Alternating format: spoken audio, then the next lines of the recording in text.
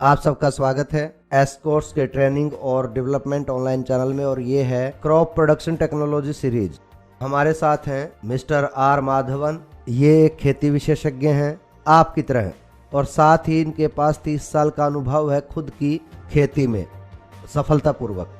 आज हम इनसे सुनेंगे एपिसोड पर जो आपको उगाते वक्त पौध संख्या दिखाएगा और साथ ही साथ कटाई और मार्केटिंग को। स्वागत है मिस्टर माधवन, आइए हम आपको सुनते हैं इस एपिसोड पर।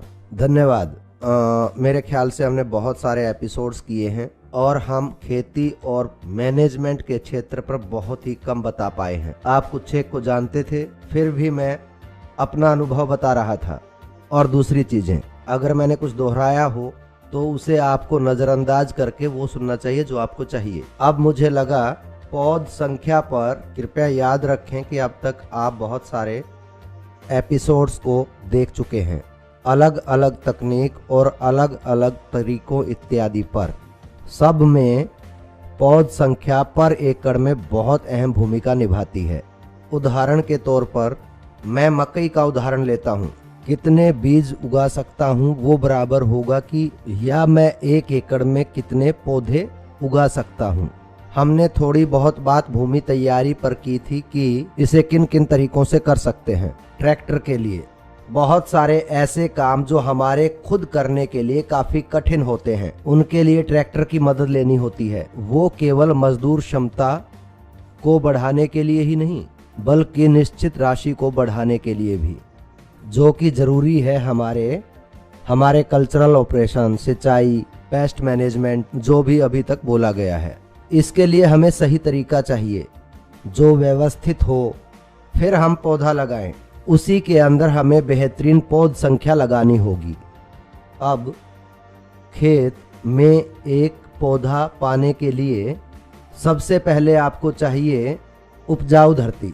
नंबर 2 बहुत जरूरी, पर ये आपको मुफ्त मिलता है, धूप।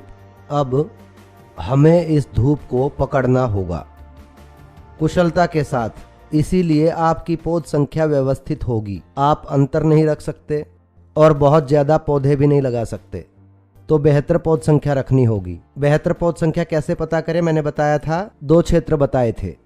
एक, पौधे की कैनोपी को ध्यान में रखें। अगर ये एक बैंगन है तो आप जानते हैं कितना। मैं आपको एक बैंगन का खेत दिखा रहा हूं, मेरे स्क्रीन के बाईं तरफ बैंगन की फसल। तो कैनोपी क्या होगी जो ये लेने जा रहा है, ठीक। और मैं अपनी अगली स्क्रीन पर मक्के की फसल दिखाने जा रहा हूं। वो कितना लेती है, मतलब कितने पौधे हर एकड़ में। अब ये आपको एक अंदाजा दे देगी कि मैं कैनोपी के बारे में क्या बात कर रहा हूं। कैनोपी मतलब पत्ते वाला भाग, दोनों अलग हैं। उदाहरण के लिए अगर आपने बैंगन में ध्यान से देखा होगा तो मैंने 1 एकड़ में लगभग 4000 से 5000 पौधे ही लगाए हैं, जबकि मकई में 28,000। बहुत बड़ा अंतर है। तो कैनोपी को ध्यान में रखना होगा। नंबर 2, मिट्टी का उपजाऊपन। हम सब जानते हैं कि हम उपजाऊपन को मिट्टी परीक्षण से जांचते हैं, पूरा मिट्टी विश्लेषण, और इस पे हमने एक पूरे एपिसोड में बात की है, सोयल मैनेजमेंट और सोयल टेस्टिंग पर, है ना। तो एक बार आपको प्रजनन क्षमता का पता चल जाए फिर आप काम कर सकते हैं। अब एक आम तरीका जो मैं आपको बताना चाहूँगा, अगर आपका उपजाऊपन कम है, मान लीजिए कम है, क्योंकि ज़्यादातर भारतीय मिट्टी में कम ही होता है। मैंने भारत में बहुत से सैंपल लिए हैं, पूरे भारत से 50,000 से अधिक सैंपल, और एक भी ऐसा नहीं देखा जो ज़्यादा उपजाऊ हो इन 50,000 में से। तो ये तुलना में कम है, ठीक। कम पौध संख्या में मतलब कम उपजाऊपन, हमेशा कम पौधे उगाने की सलाह दी जाती है शुरुआत में, ताकि इसे आसानी से समझ सके। मान लीजिए मेरे घर में एक शादी है, हमने अपनी रसोई में 4000 लोगों के लिए खाना रखवाया है, पर मुझे केवल 1000 लोगों को ही बुलाना है। मैं 1000 लोगों का खाना बनवाकर 2000 को नहीं बुला सकता, क्योंकि इससे मुझे परेशानी होगी। ऐसे ही अगर धरती का उपजाऊपन केवल 100 पौधे उगा सकता है तो आप 2000 पौधे नहीं लगा सकते, ऐसा सही नहीं होगा। हर कोई एक दूसरे से झगड़ रहा होगा, कोई भी शांति से नहीं खा पाएगा, हर कोई इसके लिए लड़ेगा।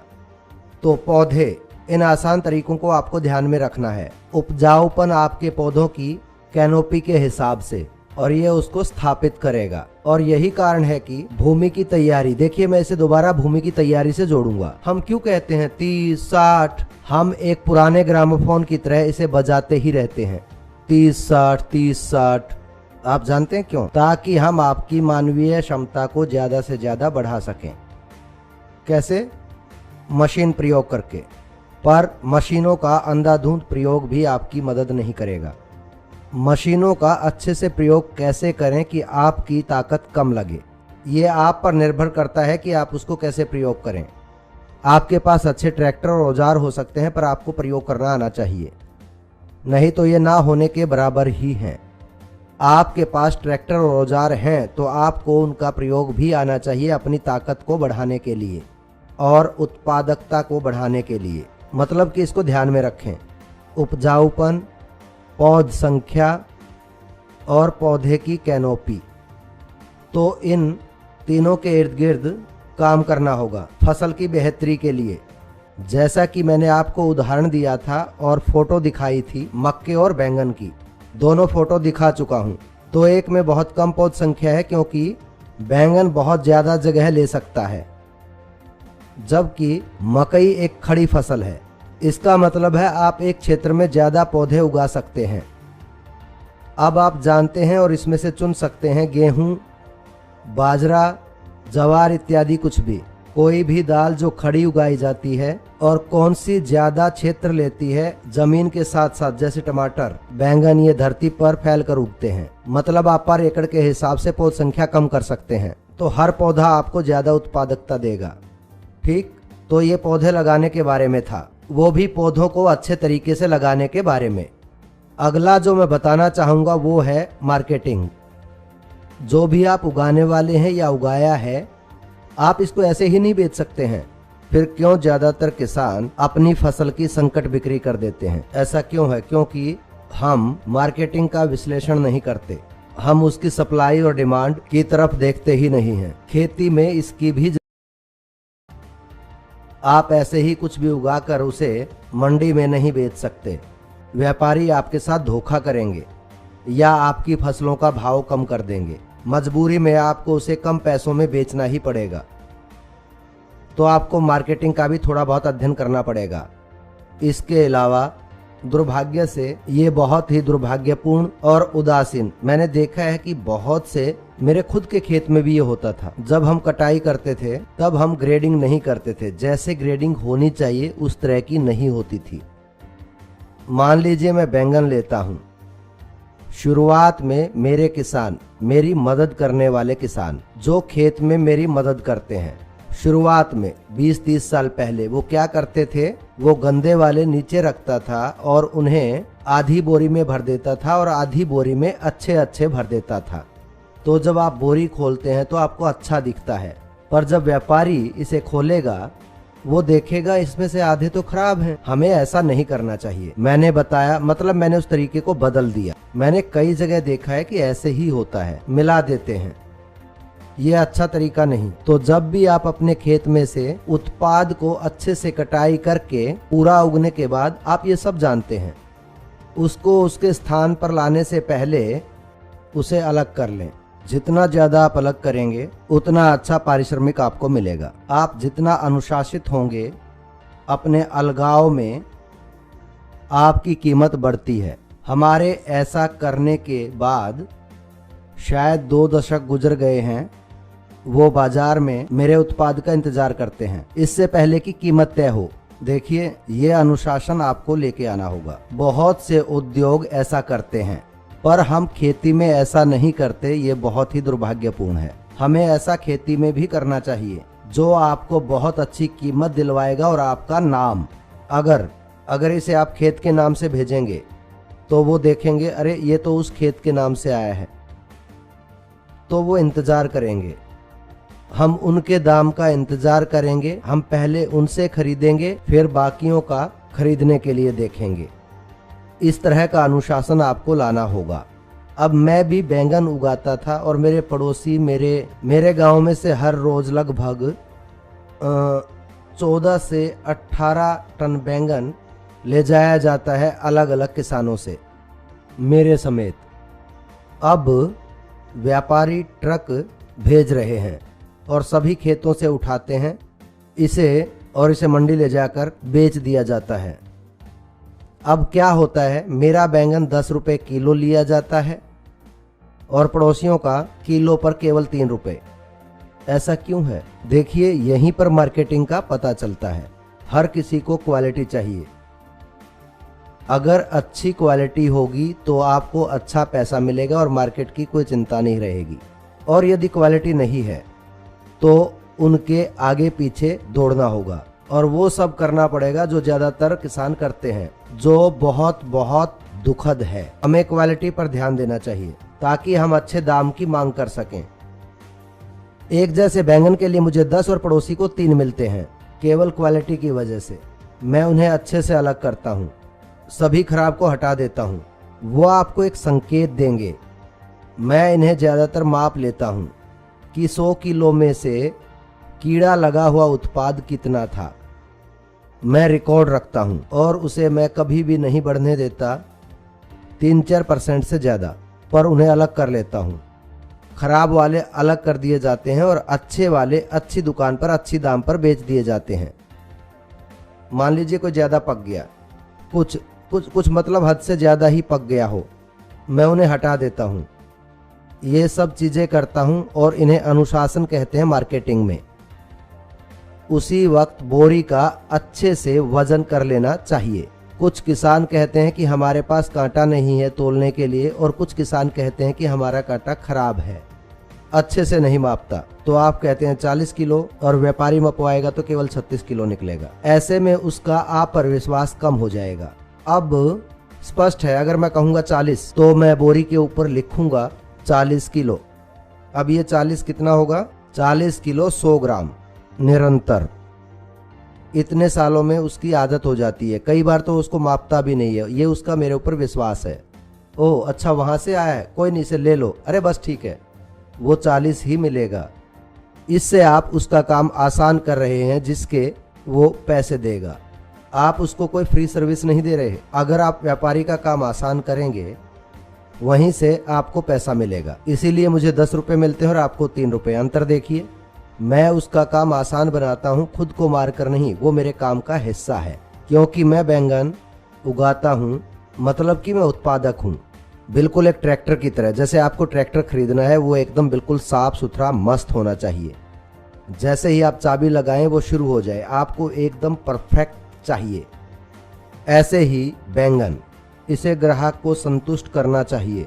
ग्राहक कौन है? औरत। अगर वो खुश नहीं है, देखिए व्यापारी उन्हें नहीं खाने वाला, तो आपको घरेलू औरतों को संतुष्ट करना होगा। वो खुश होनी चाहिए। मैंने शुरुआत में अपने अनुभव बताया था कि मैंने पत्ता गोभी के साथ क्या किया। गोभी की मार्केटिंग। मैं 4 किलो की पत्ता गोभी उगाता था। हर एक 3 किलो की होती थी और मुझे गर्व महसूस होता था कि 3 किलो की एक पत्ता गोभी मिली। पर मेरा दाम केवल 2 रुपए किलो होता था। तो मैंने सोचा ये क्या है, इसका लाभ क्या है। मैं दुकानदार के पास गया और दूर खड़ा हो गया ठीक जब वो उन्हें बेच रहा था।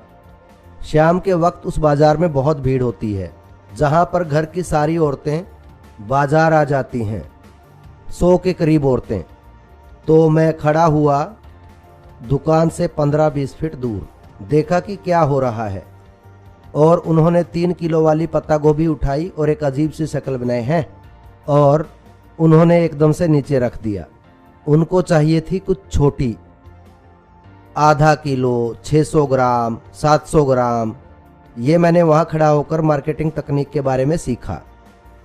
अगले साल अगली फसल में सारी पत्ता गोभी आधा किलो, 600 ग्राम, 700 ग्राम की ही उगाई। मुझे 12 रुपए किलो भाव मिला। आप देखिए, मैं ये अनुभव बता रहा हूं। ऐसे मुझे मार्केटिंग के बारे में पता चला, थोड़ा सा वहां खड़ा होकर के, ये देखने के लिए कि ग्राहक को चाहिए क्या। आखिरकार आपको उन्हें ही संतुष्ट करना होगा। जैसे ही मैंने 600 ग्राम का उगाया, ये 2 घंटे में बिक गया। हर किसी ने एक एक उठा लिया। तो मैंने सोचा कि ऐसा क्यों, तो सभी औरतें बहुत खुश थी पूरा एक फल लेने में, काटने के बजाय, और उन्हें काट कर अलग अलग टुकड़े करने में बहुत हिचकिचाहट महसूस कर रही थी। और 3-4 किलो उनके किसी भी काम का नहीं था। शायद ये किसी शादी में या किसी त्योहार में प्रयोग होता। घर में प्रयोग के लिए मतलब हर रोज घरेलू प्रयोग के लिए वो चाहती थी 600 ग्राम, आधा किलो उनके लिए सही साइज था। तो हम उगा सकते हैं एक किसान होने के नाते, लेकिन आपको पता हो कि क्या उगाना है, कि आप ग्राहक को संतुष्ट कर सकें। इससे आपकी मार्केटिंग आसान हो जाएगी। याद रखें, गुणवत्ता, साइज। और अगला आता है, मेरे अपने अमरूद के बाग हैं, अमरूद फल के बाग। अब मैंने उस पर थोड़ा सा काम किया कि ग्राहक को खुश कैसे करें अमरूद लेने के लिए। आप इसे कैसे करेंगे? रंगीन थैलों में डालकर नहीं। थैलों को अच्छे से सजाना ये कुछ काम आने वाला नहीं है, खास करके खेती के उत्पादों में। मैं बहुत सारी चीजें पढ़ रहा था, आपसे साझा करूंगा अगर आप इन्हें जानना चाहोगे तो। अमरूद का मीठापन लोगों को ज्यादा खरीदने देता है। तो अमरूद की मिठास आती है आपकी धरती की न्यूट्रिएंट वैल्यू से, और वो पोटैश से किया जाता है। तो देखिए, ये केवल पोटैश डालने से मतलब नहीं है। आपको पोटैश अपनी फसल के लिए रखना होगा, सही फसल पर, सही खिड़की पर और सही टाइम पर, तो जाकर मिठास बढ़ती है। तो हमारे पास एक मीटर है जो बहुत सस्ता, सरल, इसे कहते हैं ब्रिक मेजरिंग मीटर। मैं साइड में एक तस्वीर दिखा दूंगा कि ये कैसे काम करता है। एक छोटा गैजेट, ये बहुत ही छोटा गैजेट है, बहुत ही छोटा, टॉर्च की तरह है। अब आप इसका क्या करेंगे, तो आप माप सकते हैं कि ब्रिक्स कितनी है।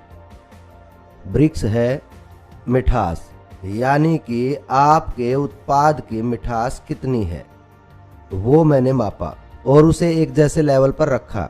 वो हमारा मुंह सर्टेन वैल्यू को पसंद करता है। तो मैंने एक आदमी पर आजमाया। मैं उसको अपने खेत में लाया और मैंने उस अमरूद को विशेष रूप से काटा। तो मैंने उसे देखा, वो उस अमरूद को खाता रहा और दूसरे वाले को नजरअंदाज करता रहा। ये इंसानी प्रवृत्ति है। पर दूसरे वाला बहुत ही मीठा था। दूसरे वाला अमरूद जो रखा था, मैं जानता था कि वो कहाँ से आया है। वो कम उपजाऊ मिट्टी से था। आपने देखा उपजाऊपन। मुझे बुरा ना लगे इसलिए उसने एक टुकड़ा उठा लिया, फिर उसने उसे एक तरफ रख दिया और ए नंबर की प्लेट से खाता रहा। क्योंकि प्लेट्स कहाँ से थी, बस मैं एक एक्सपेरिमेंट करना चाहता था कि ये आदमी इस पर कैसा बर्ताव करेगा।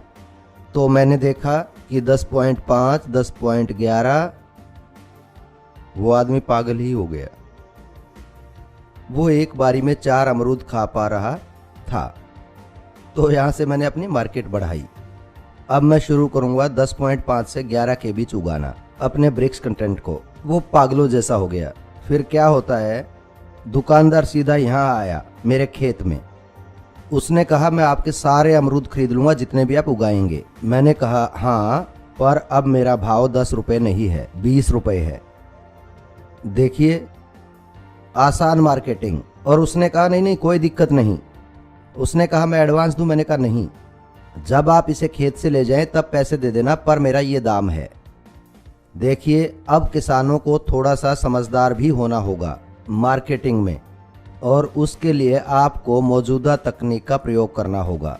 तो इसे कैसे करें? आपको लोगों को धोखा नहीं देना है। देखिए, मैं धोखा नहीं दे रहा, आप अच्छा उगा रहे हैं। ऐसे ही आप इसे कैसे बनाते हैं मैं आपको दिखाने वाला हूं। एक बैंगन जो 1 किलो का बैंगन है।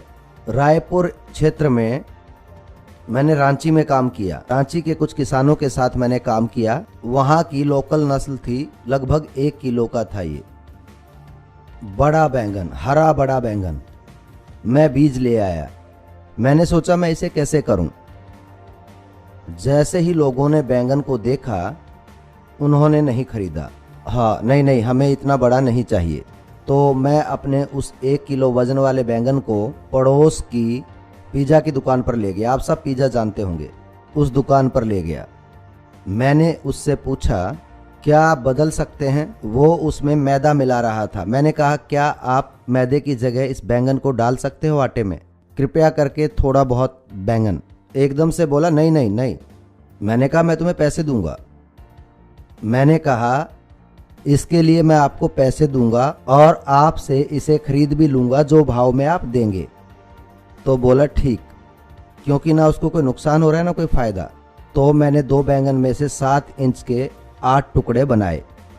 तो मुझे लगभग 8 टुकड़े मिले पिज़्ज़ा के। मैंने कहा अब ये पिज़्ज़ा तैयार है, आप इस पे मक्खन वगैरह लगा के अच्छे से इसे तैयार कर दो। उसने सजाया। मैंने उसे खाने को कहा। मैंने उस बनाने वाले से कहा कि एक तुम भी खाओ। हर किसी को खिलाया अपनी कीमत देकर। मेरा बैंगन, मेरा उत्पाद, मैंने पैसे दिए और मैंने उन्हें कहा खाओ। ये बहुत अच्छा बैंगन हो गया, साथ में नरम भी, और सारा मक्खन उस पर पिघल कर और सब कुछ उसी में। वो बोला सर क्या आप अपने बैंगन मुझे सप्लाई करेंगे? हम कुछ भी खरीदेंगे। मैंने भी कहा एक बैंगन का 100 रुपए। आप मार्केटिंग देखिए, मैं साझा कर रहा हूँ, ऐसा हुआ है।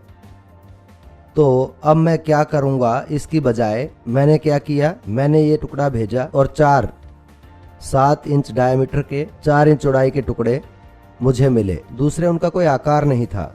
बिना आकार वाले बैंगन निकाल कर मैंने दुकान वाले को फोन किया कि तुम 5 रुपए का एक ले जाओ और इसे जाकर सांभर में डाल दो, क्योंकि आपको बैंगन को काटकर सांभर में ही डालना है, क्योंकि आपको 7 इंच का डायमीटर नहीं चाहिए और 1/4 मोटाई बैंगन भी तुम्हें नहीं चाहिए। जो बैंगन चाहिए आप यहाँ से ले लो। तो पिज़्ज़ा वाले से जो बैंगन बच गए वो दूसरी मार्केटिंग के लिए चले गए। जो होटल है, पदार्थ साफ सुथरा है, बीच वाले का दाम है 100 रुपए और बचे खुचे का जो मिला वो 5 रुपए। इससे ज्यादा आप क्या चाहते हैं? अगर मैं एक पौधे से 5 बैंगन उगाता हूँ, एक पौधे से मुझे 500 मिले और मेरी लागत केवल 10 रुपए थी। आप क्या चाहते हैं? हाँ, ये तरीके होते हैं मार्केटिंग के। बातें मैं आपको बता रहा हूं ताकि आप भी ऐसे कर सकते हैं। किसान बहुत समझदार होते हैं, वो ऐसा कुछ भी कर सकते हैं। ऐसा नहीं है कि वो ऐसा नहीं कर सकते, पर उनको इस तरह के मौके नहीं मिलते, नहीं तो वो और किसी से भी बहुत ज्यादा समझदार हैं। मैं इस बात से बिल्कुल सहमत हूं। धन्यवाद। हम बहुत सारे प्रश्नों के साथ आगे बढ़ते रहेंगे। बहुत धन्यवाद सर, आज का ये सेशन बहुत ही बढ़िया था। मैं कहूँगा ये बिल्कुल आंखें खोलने वाला था। ये सब हमारे सामने थे पर हम इन्हें छोड़ रहे थे। आपने बताया उत्पाद को मंडी में कैसे बेचें। ये बहुत आसान है पर बहुत ही जानने वाली चीज। मैं कहना चाहूँगा हर एक किसान जो भी इस वीडियो को देखेगा, यकीनन वो 100% नहीं बल्कि 200% लाभ उठाएगा। बहुत धन्यवाद सर, और आपका दिन शुभ रहे। धन्यवाद।